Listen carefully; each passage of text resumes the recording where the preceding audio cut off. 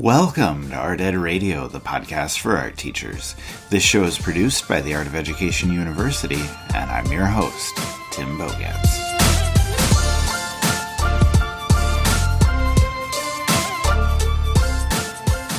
Today, we are going to talk with Amanda O'Shaughnessy. Now, a lot of you know Amanda. She has presented at the past couple Art Ed Now conferences, and she shares a lot of ideas on Instagram. You can find her at Art O'Shaughnessy, and if you don't follow her already, A, you should, and B, we'll link in the show notes so you can do that so you don't have to figure out how to spell Art O'Shaughnessy. But I wanted to talk to Amanda on the podcast for a while now because, what was it, back in December, I think, I went down to Kansas City while she was filming her pro learning packs. It was a long shoot, like really long, but that was because she had so much information that she was trying to pass along. And I was in awe of just how many things that she has to share, how many things that she had to talk about in her classroom that were just spectacular. She is incredible with sculpture, and honestly, even more incredible with ceramics. Just great ideas with organization and processes, with how she builds, how she glazes, how she incorporates all kinds of different techniques and just everything that she does with her kids. And I was just looking at everything she was doing and saying to myself, this would be good for high schoolers. And she's got fourth graders doing it.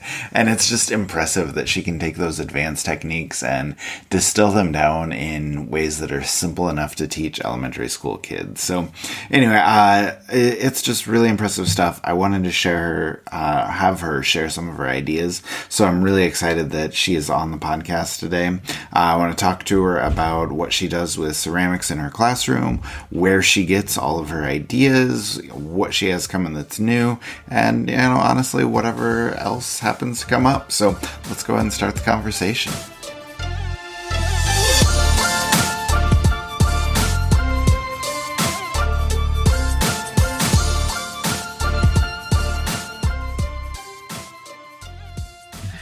All right, and Amanda O'Shaughnessy is joining me now. Amanda, how are you? Doing great. Thanks, Tim. Happy to be here.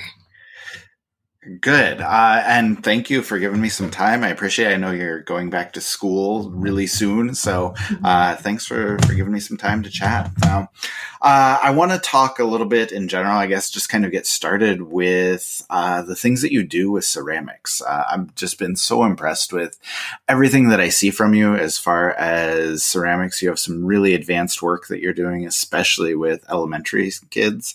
So, what inspires you, I guess, to do that type of work, and where do you get your ideas for some of the lessons and some of the projects that you're teaching? Okay, yeah, that's a great question. So, as art teachers, we all know that we have a gazillion different pieces that we need to somehow bring together in a meaningful way. Things like national, state, and sometimes district standards that we have to abide by, subject matter alignment, educational themes in gen ed classrooms, and other variables like student skills and needs, materials, budgets, time, and probably a couple other things that I'm forgetting right now. But all of those different variables somehow need to be pieced together, and there's not always a direct answer about how to do that. So I think having all of those pieces creates a challenge for me to put together a big picture or a puzzle. So that gets me kind of going with a catalyst to come up with something new or something that I've seen somewhere else but doesn't quite fit for my classroom, but to modify and I don't know, come up with something. It's just a process of creating that idea. Yeah, that's really cool. I like how you kind of tie that together. And like you said, you always just need to kind of adapt for your own situation, your own kids. I think that's a really valuable lesson. The other thing that I wanted to ask you about was Instagram, because I know you are on there a lot. You share so much on there, and I have lots of questions for you about that. So, how did you get started with Instagram? What do you love about it? And I guess probably most importantly, why do you think it's such a valuable tool for art teachers? Sure. Yeah, and I think that comes another part of coming up with ideas is seeing what other people do on Instagram. I think it's a really great app Hmm. for making connections with other people, and it's so accessible. Like I Yes. came from I came from a private school where I was the only art teacher teaching the grade levels that I taught. Um, Hmm. and now I'm in a school district where there's 24 art teachers for my grade levels, but we, see each other once every while for professional learning events. But with Instagram, we can make connections with other art teachers so easily. So it's a really great tool, I think, for building relationships, sharing ideas, and just the main thing I think for me is making those connections. Yeah, that's really cool. And I think that's why, everybody loves it. It's such a visual sort of platform, which obviously speaks to us as art teachers, especially with there's so many colorful things, so many exciting things. And like you said, it allows us just to make those connections that we don't always have, in the course of our regular teaching, especially if you are on the island, if you're the only teacher in your district. So I think Right. that goes a long way. Yeah. Um, the other thing I wanted to ask you, you have the new Pro Learning Pack that just came out a couple weeks ago, the beginning of August. I don't know if we're going to talk about how the shoot went or how long it took, but you had like so many ideas that you shared there. Can you kind of tell everybody about what you're covering with that ceramics pack, like what they can expect, and maybe some of like the best ideas or some of the highlights that you're proud of and that you really want to share?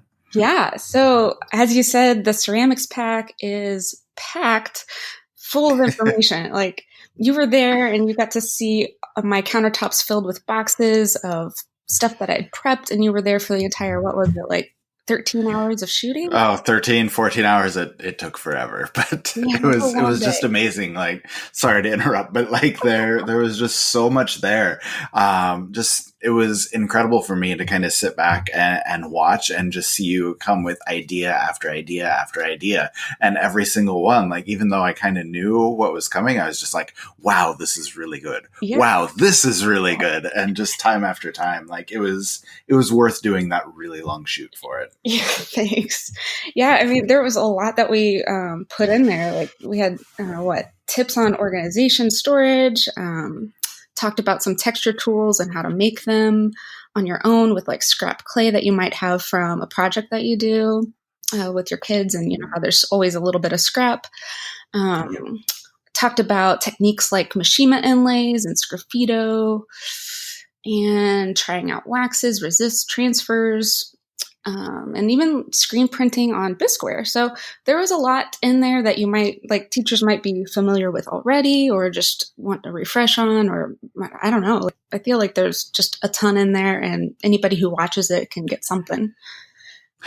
Yeah, I think so. And like, even, most of my teaching experiences in high school and even the ideas that you're doing, just looking at that pack, even though, you're doing them with elementary schoolers, Mhm. like they're things that I would teach in my high school classroom. And so, Absolutely. I think there's stuff there for everybody. And I think that's what makes it so valuable, I guess. Yeah, Um, for sure. cool. And then the other great idea that I really loved and was really popular at the Art Ed Now conference a couple weeks ago, you had your presentation on the clay looms, and people have been excited about that since the conference.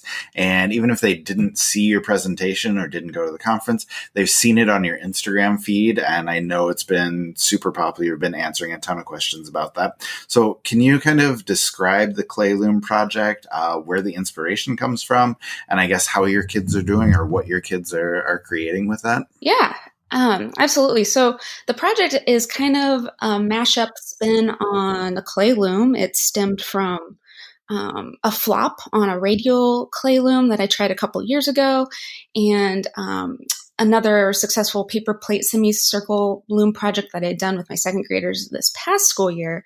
And I kind of merged those two ideas um, to fit with one of the themes of the summer camp that I was coming up with, which was titled A Little Bit of Everything. And I thought it would be perfect because this clay loom would encompass clay. Kids love painting or glazing. And at that point, I hadn't decided which one I was going to do yet. And then it also has fiber arts and weaving. So it's really got a little bit of everything that I think kids love. And it was, well, it was for the summer camp project, a really successful project for grades kindergarten through 6th grade. And I have a feeling with whichever, sorry, I can't talk right now. I'm just so excited. I could talk your ear off about this because I love this idea. But with whichever grade level I choose for this upcoming school year, I know they're going to love it because I had success with all of my kids, kindergarten through 6th grade. Some of them hadn't had any weaving experience. Some of them had very little weaving experience from things that we'd done in the school year. And everybody had a really unique idea that they wanted to express. So even though there was this guideline of, hey, we're making a loom, it's going to be something along the lines of a semicircle, you get to choose how to express your ideas. Like if you want an animal, sure, find a way to make an animal. If you want a spaceship, find a way to make a spaceship. They came up with like a lot of really incredible ideas and even had add-ons. So they wanted to use their scrap clay to add like a Tabasco bottle to a taco that they made. Nice. So I felt like there were just a lot of options. And the first project, the paper plate loom, it was kind of a progression of ideas that I'd seen other art teachers manifest on Instagram. So it was like Texturize Your Eyes. And then I saw Jessie Armstrong and Ashley McKee and Tasha Newton all do their renditions. And then for my rendition, I offered a lot of choice with like color and the colors of the yarn, the colors of the paper plate.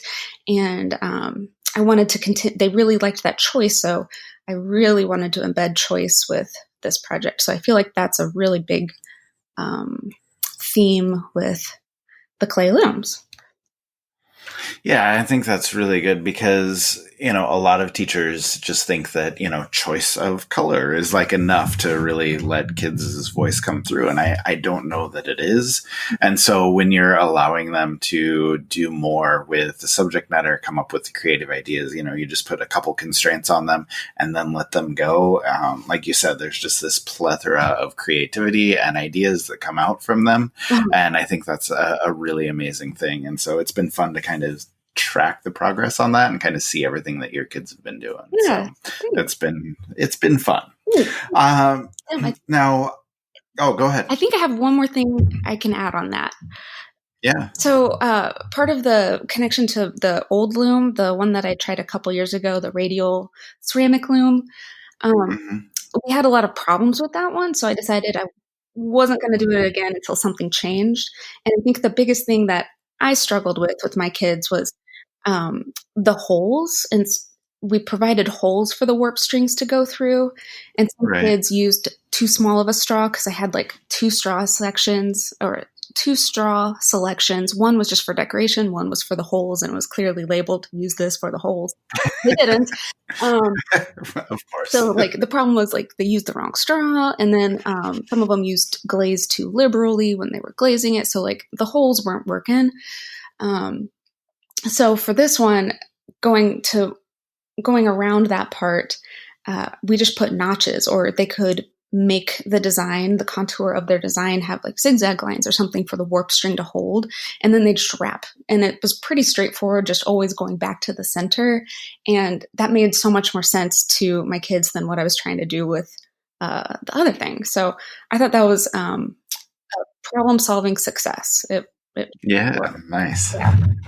No, I think that speaks to something really valuable. Like, so many people expect lessons to go really well the first time, and it's so rare for that to happen. Like, there's always trial and error. There's always problem solving. So, no, I appreciate you sharing that and just kind of showing like where things can go, like how you need to adapt. And like you said, it's a problem solving success. Yeah. So, okay. So, like we said, I know you're going back to school tomorrow, I think, like way too soon. But now that school is starting back up for you, like what else are you thinking about for this year? Like what's on the agenda that's new and exciting? Okay, so I'm still trying to sip on my last bit of summer right now.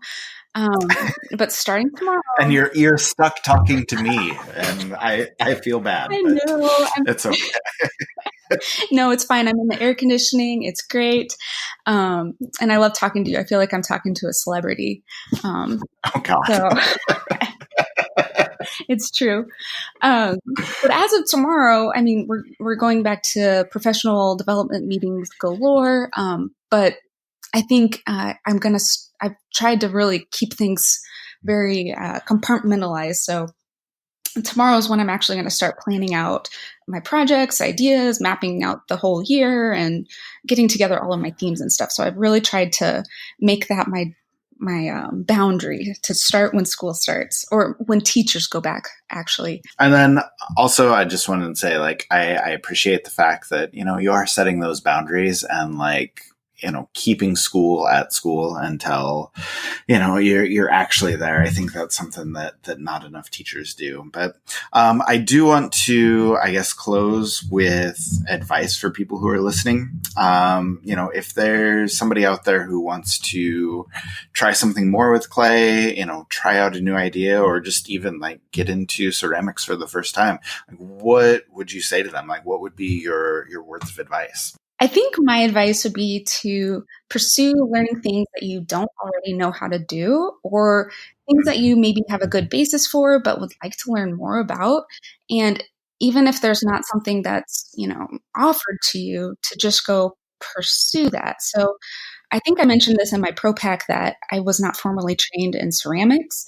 And so that all of my learning for clay came from my own pursuit. So the main part of that was seeking out other people, like other art teachers. So I feel like for me, most of my learning came from my peers, or I don't even know, my peers that were more experienced. I don't know what the word for that is, but my elders. I don't know. But I guess I owe a lot of credit to so many educators for teaching me all of the tips, tricks, and how to do things. So I think just pursuing that knowledge on your own and finding ways to learn new things is definitely like what I would advise others.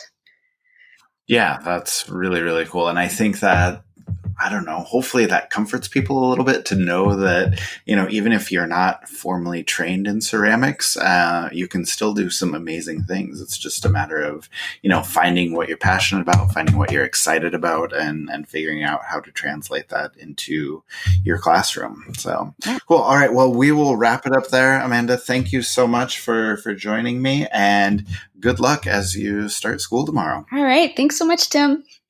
I love that conversation about just consistently exploring, consistently learning, consistently looking for new things to do as a teacher.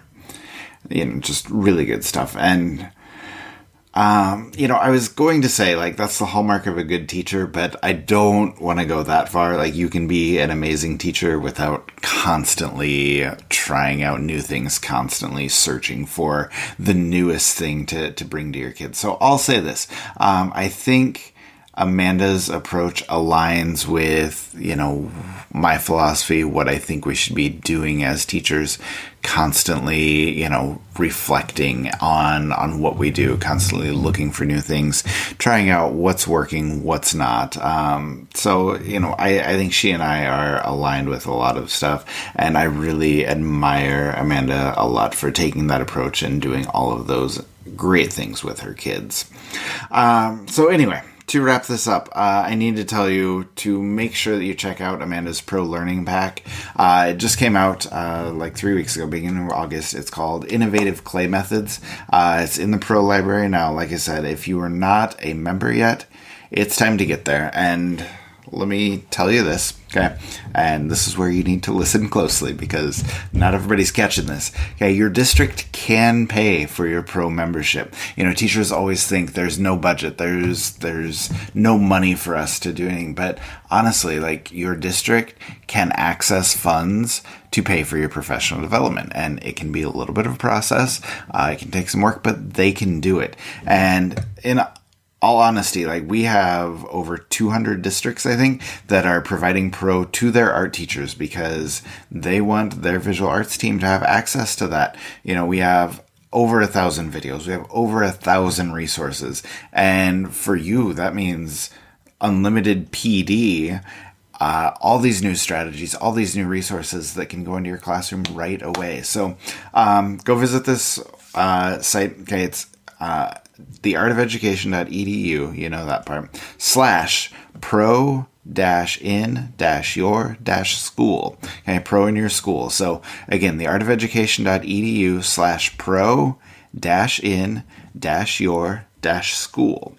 Okay, I will also link to that in the show notes. And you can go there to learn more about Pro, and most importantly, ask your admin if you can get Pro in your district. So check out the show notes, go look at that, and see if you can get that going with your district.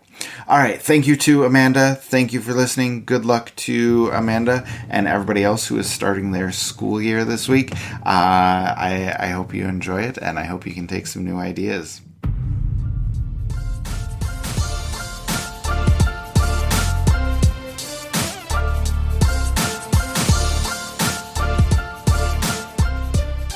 Art Ed Radio is produced by the Art of Education University with audio engineering from Michael Crocker. Thank you so much for listening, and we will talk to you next week.